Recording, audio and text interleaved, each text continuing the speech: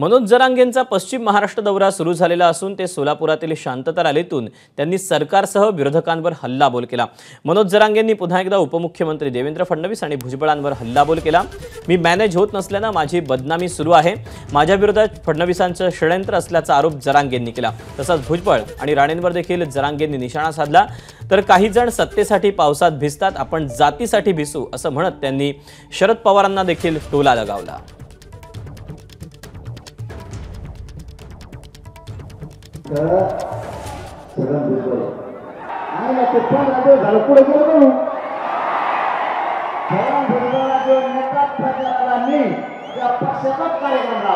हात कोणा पुढे पसरत नाही, जोडा सुद्धा नाही।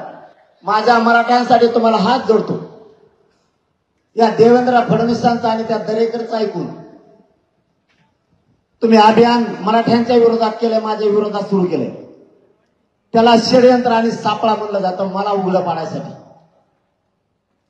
त्याचा ऐकून तुम्ही पत्रकार परिषदा घेऊ नका, आंदोलन करू नका। ज्या राजकारणी लोकांना आपण मोठं केलं त्यांनीच आपला समाज अडचणीत आणायचं ठरवलं। मी इमानदारीनं काम करतो। मी यांना मॅनेजर बी होत नाही, फुटत बी नाही, हे सगळ्यात मोठ्या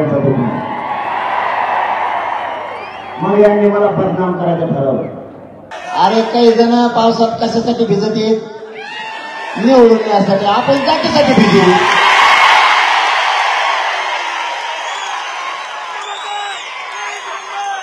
मग स्वार्थ कशा दे, मग जात मोठी करणार, त्यांचा स्वार्थ कशा दे, किती येते बोलणार एकदा येणारच नाही, काय मग येतो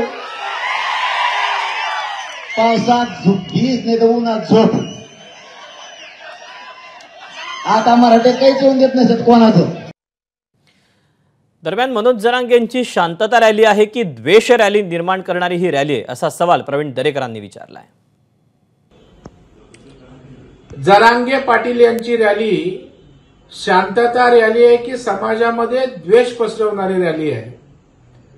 बरं, वाटेल ते बेछूट आरोप करत असताना वस्तुस्थितीवर आधारित त्या ठिकाणी आरोप असायला पाहिजेत। राज ठाकरेंनी जरांगेंची भेट घेऊन आरक्षणाबाबत भूमिका स्पष्ट करतो असं मराठा आंदोलकांना म्हटलं होतं। त्यावरून मनोज जरांगेंनी आता राज ठाकरेंवरही निशाणा साधला। मराठा मुलांनी जाब विचारला म्हणून राज ठाकरेंनी पळवाट सोडली, ते मला भेटणार नाही असं जरांगे म्हणाले। तर महाराष्ट्रात आरक्षणाची गरज नाही या राज ठाकरेंच्या विधानावर देखील जरांगेंनी टीका केली। या महाराष्ट्रामध्ये सगळ्या गोष्टी इतक्या मुबलक प्रमाणामध्ये आहेत की या महाराष्ट्रामध्ये आरक्षणाची गरजच नाही। ती स्टंटबाजी शब्दाची, आणि शब्दाचे खेळ त्यांनीच खेळावं, दुसऱ्याला शब्दाचे खेळ नाही खेळता येणार त्यांचे इतके। मराठ्यांचे त्याच्या पोरांनी जा विचारला ही पळवाट होती जायची। श्रीमंतांना कधीच कळणार नाही आरक्षण म्हणजे काय, कारण यांना जे वैभव मिळाले ना हे मराठ्यांमुळे मिळाले।